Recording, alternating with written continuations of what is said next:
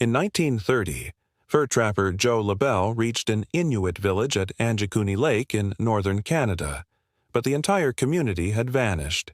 Food sat cooking over fire. Weapons and clothing were left behind. Sled dogs starved to death still tied up, and graves had been dug open. No signs of struggle, no explanation. Some blame famine, others say disease, but many whisper of aliens or darker forces. To this day, the vanishing village of Anjikuni remains one of the strangest unsolved mysteries of the 20th century. It was a Sunday, much like any other. Joe LaBelle was making his way across the ice-jammed Churchill River when he heard the sound of singing and drums echoing from the shore. He paddled closer and found a small Inuit village with houses made of snow and ice. A community of around 200 people lived here, hunting and trapping like their ancestors had for generations. As LaBelle stepped onto the shore, he noticed something strange. No one came running to greet him.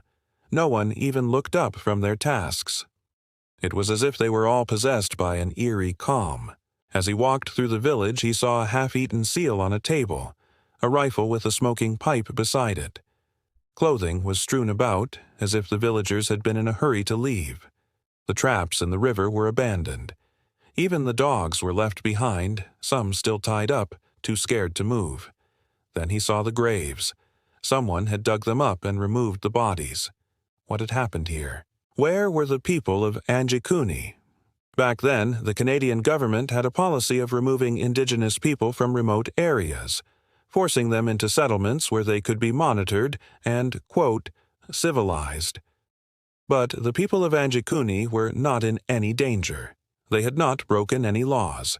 Years later, a local legend would emerge, a story of alien abduction. According to the myth, one night the sky filled with strange lights and beings from another world came to take the villagers away. But there was no scientific evidence of an extraterrestrial visit. And by the time Canadian officials arrived, all that remained of the village were the buildings and the bones of a dead dog. What really happened to the people of Anjikuni? Did they flee from something or someone? Are they still out there somewhere, trapped between two worlds? Or did they become one with the ancient spirits of the Arctic, their souls lost forever in the frozen wasteland? We may never know. But one thing is certain.